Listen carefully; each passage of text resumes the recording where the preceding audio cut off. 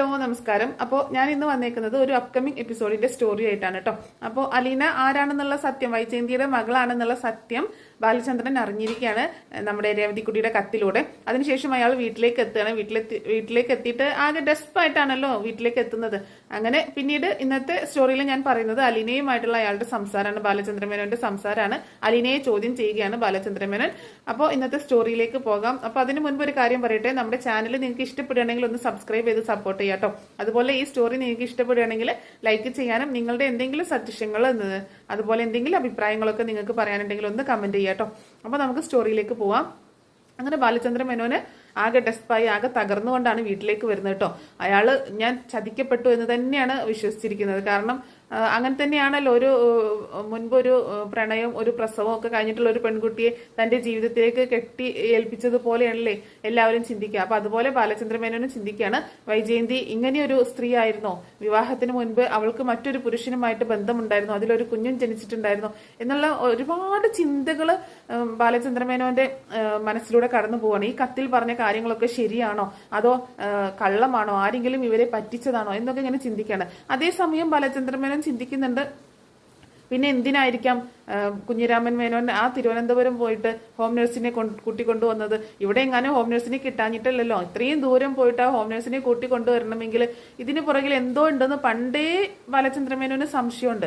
അലീനയെ കൂട്ടിക്കൊണ്ടുവരാൻ പോയ സമയത്തെ സംശയമുണ്ട്. അപ്പോൾ വീണ്ടും ചിന്തിക്കുകയാണ്, എന്തിനായിരിക്കാം പിന്നീട് അദ്ദേഹം അങ്ങനെ ചെയ്തത് എന്ന് ചിന്തിക്കണം. അപ്പോൾ ഇതിലെന്തെങ്കിലുമൊക്കെ സത്യം ഉണ്ടാവും, എന്താണെങ്കിലും ഇതിലെ സത്യം അറിഞ്ഞേ പറ്റൂ എന്ന് തീരുമാനിക്കുകയാണ്. അലീനയോട് ചോദിക്കാൻ തന്നെ തീരുമാനിക്കുക കേട്ടോ.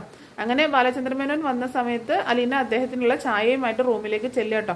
അപ്പോൾ സാർ ചായ എന്ന് പറയുമ്പം ഇങ്ങോട്ട് കൊണ്ടുവന്നേക്കെന്ന് പറയണം. അങ്ങനെ അകത്തേക്ക് കൊണ്ടുപോയി ചായ കൊടുക്കുകയാണ്.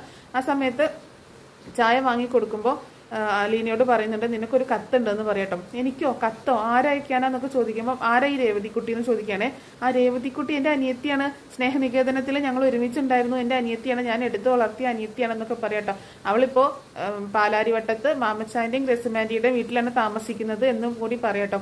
ആ രേവതിക്കുട്ടി എഴുതിയ കത്താണ് എന്നും പറഞ്ഞുകൊണ്ട് അത് കൊടുക്കുന്നു. അപ്പൊ ആ കത്ത് കൊടുക്കുമ്പോൾ തന്നെ അലീനെ ശ്രദ്ധിക്കുന്നുണ്ട്. ആ കത്ത് പൊട്ടിച്ചതായിട്ട് അലീനെ ശ്രദ്ധിക്കുന്നുണ്ട് കേട്ടോ. ആ കത്ത് വായിച്ചതായിട്ട് അലീനെ ശ്രദ്ധിക്കുകയാണ്. അപ്പം ബാലചന്ദ്രമേനോനെ ഒന്ന് നോക്കുന്നുണ്ട് അലീന, ഇത് പൊട്ടിച്ചിട്ടുണ്ടല്ലോ എന്നുള്ള രീതിയിൽ നോക്കുകയാണ്. അപ്പൊ ബാലചന്ദ്രമേനോൻ പറയുന്നുണ്ട്, ഞാൻ നിനക്ക് ആ കത്ത് എന്ന് കണ്ടപ്പോൾ അത് ആരാണെന്ന് അറിയണ്ടേ, നിനക്ക് ആരാണ് കത്തയക്കാനെന്ന് അറിയണ്ടേ, അതുകൊണ്ട് ഞാൻ അത് എടുത്ത് വായിച്ചതാന്ന് പറയാട്ടോ. അപ്പോൾ അതിൽ എഴുതിയ കാര്യങ്ങൾ ഒക്കെ സത്യമാണോ എന്ന് ചോദിക്കുകയാണ്. ഭയങ്കര എന്താ പറയുക, ദേഷ്യവും സങ്കടവും എല്ലാം കൊണ്ടുപോയിട്ടാണ് ചോദിക്കുന്നത് കേട്ടോ, അതിലെ കാര്യങ്ങളൊക്കെ സത്യമാണോ എന്നുള്ളത്. അപ്പൊ എന്ത് കാര്യങ്ങൾ സാർ എന്ന് ചോദിക്കുകയാണെ, നീ അത് വായിച്ചു നോക്കുക എന്നിട്ട് പറയാന്ന് പറയണം. അലീനയെ കൊണ്ട് അവിടെ തന്നെ നിർത്തി ആ കത്ത് വായിപ്പിക്കുകയാണ്. ആ കത്ത് വായിച്ച് അലീന അവിടെ നിന്ന് ഉരുകുക കേട്ടോ. കാരണം എല്ലാ കാര്യങ്ങളും അതിൽ രേവതിക്കുട്ടി ചോദിച്ചേക്കാണ്. മുത്തശ്ശന്റെ മോളാണ് ചേച്ചിയുടെ അമ്മ എന്ന് ബ്രിജിത മമ്മി പറഞ്ഞില്ലേ, ആ അമ്മയെ കണ്ടോ, ചേച്ചി കണ്ടോ, ചേച്ചിയെ പോലെ സുന്ദരിയാണോ, ചേച്ചിയോട് ഇഷ്ടമാണോ, നല്ല രീതിയിൽ സംസാരിക്കാറുണ്ടോ, അങ്ങനെയുള്ള കാര്യങ്ങളൊക്കെ ചോദിച്ചത്. അതുപോലെ രേവതിക്കുട്ടിയുടെ വിശേഷങ്ങളൊക്കെ ഉണ്ട്. പക്ഷെ ഇതാണ് ഹൈലൈറ്റ് ആയിട്ട് നിൽക്കുന്നത്. അത് വായിച്ചിട്ട് അലീന ബാലചന്ദ്രമേനോന്റെ മുഖത്ത് നോക്കാൻ പോലും പറ്റാതെ ഇങ്ങനെ നിൽക്കുകയാണേ. ആകെ വിഷമിച്ചുകൊണ്ടാണ് നിൽക്കുന്നത്. ഇനി എന്തായിരിക്കും സാറ് എടുക്കുന്ന തീരുമാനം, ഇനി എനിക്ക് ഇവിടെ ജീവിക്കാൻ പറ്റത്തില്ല, എന്നെ എന്തായാലും ഇവിടെ നിന്ന് പറഞ്ഞേക്കും, അങ്ങനെയുള്ള ഒരുപാട് ചിന്തകൾ കടന്നു പോവാണ്.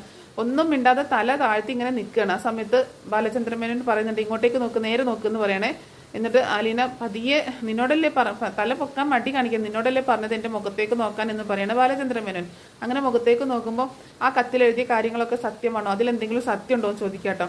അവളൊന്നും മിണ്ടുന്നില്ല, അലീന ഒന്നും മിണ്ടുന്നിട്ടില്ല. നിന്നോടാണ് ചോദിച്ചത്, ആ കത്തിൽ എന്തെങ്കിലുമൊക്കെ സത്യങ്ങളുണ്ടോ, എനിക്കത് അറിയണം, അറിഞ്ഞേ പറ്റുള്ളൂ, ഞാൻ ചതിക്കപ്പെട്ടതാണോ, എന്താണ് ഇതിൻ്റെയൊക്കെ അർത്ഥം, എനിക്ക് അറിയത്തില്ല ഇവിടെ എന്താ നടക്കുന്നതെന്ന്, നീ വൈജയന്തിയുടെ മകളാണോ എന്ന് തന്നെ എടുത്ത് ചോദിക്കാട്ടോ. അത് കേട്ടതും അലീന ഞെട്ടിക്കൊണ്ട് ബാലചന്ദ്രമേനോനെ നോക്കുകയാണ്. അപ്പോൾ അതോടെ കേട്ടപ്പം പുള്ളിക്കാരിക്ക് ഭയങ്കര വിഷമവും സങ്കടവും ഒക്കെ കൂടി വരും കേട്ടോ. കണ്ണൊക്കെ നിറഞ്ഞിങ്ങനെ ഒഴുകുന്നുണ്ട്, ഒന്നും സംസാരിക്കാൻ പറ്റുന്നില്ല. അപ്പൊ വീണ്ടും ചോദിക്കുന്നുണ്ട്, നിന്റെ അമ്മയാണോ വൈജയന്തി, നീ അവളുടെ മകളാണോ, എങ്ങനെയാണ് ഇതൊക്കെ അറിഞ്ഞത്, അങ്ങനെയുള്ള കാര്യങ്ങളൊക്കെ ചോദിക്കുകയാണ്. അങ്ങനെ നിവൃത്തിയില്ലാതെ അലീനയ്ക്ക് സമ്മതിക്കേണ്ടി വരികയാണ്, എൻ്റെ അമ്മയാണെന്നുള്ളത്. എനിക്കൊന്നും എനിക്കറിയത്തില്ല. മുത്തശ്ശനെ കാണാനായിട്ട് ബ്രിജിത്ത മാമി പാലായിൽ വന്നു, മുത്തശ്ശൻ എന്നെ കാണാനായിട്ട് വന്നു, എന്നെ ഇങ്ങോട്ടേക്ക് കൂട്ടിക്കൊണ്ടുവന്നു, അത്ര മാത്രമേ എനിക്കറിയത്തുള്ളൂ എന്നൊക്കെ പറയാട്ടോ. ഇതിന്റെ പുറകിൽ ഇങ്ങനെ ഒരു കഥയുള്ളത് എനിക്കറിയില്ലായിരുന്നു. അന്നേ എനിക്ക് സംശയം ഉണ്ടായിരുന്നു. എന്തോ ഒരു ചാരിറ്റി മാത്രമൊന്നുമല്ല. കുഞ്ഞിരാമൻ മേനോൻ എന്ന് പറഞ്ഞാൽ അറ്റ കൈക്ക് ഉപ്പ് തേക്കാത്ത മനുഷ്യനാണ്. എനിക്ക് ഒരു ഉപകാരവും അയാളെ കൊണ്ട് ഉണ്ടായിട്ടില്ല. പക്ഷേ എന്നാലും എൻ്റെ ഭാര്യയുടെ അച്ഛനാണ്. എനിക്കറിയാം അദ്ദേഹത്തിന്റെ സ്വഭാവം എങ്ങനെയാണെന്നുള്ളത്. ഒരു കാര്യവും ഇല്ലാതെ ഒരാളെയും സഹായിക്കുകയും ചെയ്യുന്ന ഒരു പ്രകൃതക്കാരനൊന്നുമല്ല. അന്നേ എനിക്ക് സംശയം തോന്നിയിട്ടുണ്ടായിരുന്നു, എന്തെങ്കിലും കാരണമില്ലാതെ നിന്നെ ഇങ്ങോട്ടേക്ക് കൊണ്ടുവരത്തില്ല എന്ന്. പിന്നെ ഞാൻ കരുതി പണ്ടേ സഹായിച്ചിട്ടുള്ളതാണല്ലോ, അതുകൊണ്ടായിരിക്കാമെന്ന് മനു പറഞ്ഞു. അപ്പം ഞാൻ വിശ്വസിക്കുകയും ചെയ്തു. പൂർണ്ണമായിട്ടും വിശ്വസിച്ചിട്ടൊന്നുമില്ല, എന്തെങ്കിലുമൊക്കെ ഇതിന്റെ പുറകിൽ ഉണ്ടാവുമെന്ന് എനിക്ക് തന്നെ അറിയാം എന്നൊക്കെ പറയാണ് ബാലചന്ദ്രൻ മേനോൻ. കൂടുതലൊന്നും സംസാരിക്കാൻ അലീനയ്ക്കും പറ്റുന്നില്ല, ബാലചന്ദ്രനും പറ്റുന്നില്ല. ഇനി എന്താണ് മുന്നോട്ട് എന്നുള്ള ഒരു ക്വസ്റ്റ്യൻ മാർക്ക് പോലെയാണ് അലീന. കാരണം ഇത്രയും സത്യങ്ങളൊക്കെ അറിഞ്ഞ സ്ഥിതിക്ക് തന്നെ ഇനി ഇവിടെ താമസിക്കാൻ അനുവദിക്കുമോ അതോ തന്നെ പറഞ്ഞയക്കോ എന്നൊക്കെ ഉള്ള ഒരു ചിന്തയാണ് അലീനയ്ക്ക് കേട്ടോ. അങ്ങനെ ബാലചന്ദ്രൻ പറയുന്നു, പൊക്കോ, എനിക്കിനി ഇപ്പോൾ കുറച്ചു നേരം തന്നെ തനിച്ചിരിക്കണം എന്ന് പറഞ്ഞുകൊണ്ട് അലീനയെ പറഞ്ഞയക്കാണേ. അലീന ആകെ വിഷമിച്ചുകൊണ്ട് അവിടെ നിന്ന് പോവാണ്. അങ്ങനെ റൂമിലേക്ക് എത്തുമ്പോൾ മുത്തശ്ശി ചോദിക്കുന്നുണ്ട്, എന്താ മോളെ, എന്താ പ്രശ്നം എന്ന് ചോദിക്കാണ്. ഒന്നുമില്ല മുത്തശ്ശി, എനിക്ക് രേവതിക്കുട്ടിയുടെ കത്ത് വന്നതാന്ന് പറയുന്നത്. രേവതിക്കുട്ടി എന്ന് ചോദിക്കുമ്പോൾ അത് എൻ്റെ അനിയത്തിയില്ലേ, ഞാൻ പറഞ്ഞില്ലായിരുന്നോ സ്നേഹനികേതനത്തിലെ അനിയത്തിക്കുട്ടി, അവൾ എനിക്ക് കത്തയച്ചതാണ്. അവളിപ്പോൾ പാലാരിവട്ടത്താണ്, ആമച്ചാന്റെയും ഗ്രേസുമാന്റിയുടെയും കൂടെ താമസം എന്നൊക്കെ പറയാട്ടോ. അവൾക്ക് ഭയങ്കര സുഖമാണ് അവിടെ, അവളെ അവർ നന്നായിട്ട് കെയർ ചെയ്യുന്നുണ്ട് എന്നൊക്കെ പറയണേ. അങ്ങനെ പിന്നെ വേറെന്താ വിശേഷം ചോദിക്കുമ്പോൾ വേറെ പ്രത്യേകിച്ചൊന്നുമില്ല മുത്തശ്ശി. പിന്നെ നിന്റെ മുഖം എന്താ വല്ലാതിരിക്കുന്നത് ചോദിക്കണേ. ഒന്നുമില്ല മുത്തശ്ശി എന്ന് പറയണ അലീന. പിന്നീട് മുത്തശ്ശി കാണാതെ വീണ്ടും ആ കത്തെടുത്ത് വായിക്കുകയും ചെയ്യുന്നുണ്ട്. അതിലെ കാര്യങ്ങളൊക്കെ നോക്കിയിട്ട് ആകെ വിഷമിച്ചു പോവാണ് അലീന. പിന്നെ കുറച്ച് സമയത്തിന് ശേഷം അലീന ബാലചന്ദ്ര മേനോനെ പുറത്തേക്കൊന്നും കാണുന്നില്ല കേട്ടോ. അങ്ങനെ കാണാതെ ഇരിക്കുന്ന സമയത്ത് അകത്തേക്ക് ചെന്ന് നോക്കുകയാണ്.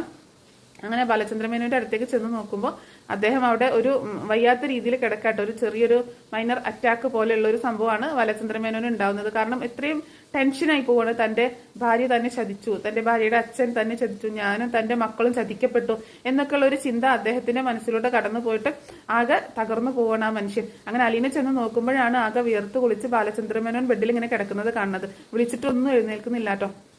അങ്ങനെ ഭയങ്കര ബുദ്ധിമുട്ടായിട്ട് അവള് ഒരു ഫസ്റ്റ് എയ്ഡ് എന്നുള്ള രീതിയിൽ കുറച്ച് ട്രീറ്റ്മെന്റ് ഒക്കെ കൊടുക്കുകയാണ്. അങ്ങനെ അദ്ദേഹത്തിന് ബോധം വരികയും പെട്ടെന്ന് തന്നെ ഹോസ്പിറ്റലിലേക്ക് പോകാന്നൊക്കെ പറയാട്ടോ. വേണ്ട, എനിക്ക് എവിടെയും പോകണ്ട, എനിക്ക് ഇവിടെ കിടന്നാൽ മതി എന്നൊക്കെ ബാലചന്ദ്രൻ പറയുമ്പോൾ പറ്റില്ല സാർ, ഒന്ന് പെട്ടെന്ന് ഹോസ്പിറ്റലിൽ പോകാന്നൊക്കെ പറഞ്ഞിട്ട് അലീനയാണ് ടാക്സി ഒക്കെ വിളിച്ച് അദ്ദേഹത്തെ ഹോസ്പിറ്റലിലേക്ക് കൊണ്ടുപോകുന്നതൊക്കെ കേട്ടോ.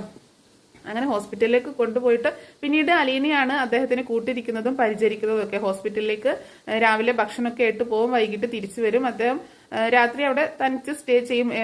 വൈജയന്തി ആണെങ്കിൽ ചില ദിവസങ്ങളിൽ രാത്രി പോയി സ്റ്റേ ആയിട്ട് നിൽക്കും. പക്ഷെ വൈജയന്തിക്ക് അലീനയുടെ സ്വഭാവം ഒന്നും ഇഷ്ടപ്പെടുന്നില്ല കേട്ടോ. കാരണം ബാലചന്ദ്ര മേനോനെ ഒരുപാട് കെയർ ചെയ്യുന്നത് ഒന്നും വൈജയന്തിക്ക് ഇഷ്ടപ്പെടുന്നില്ല.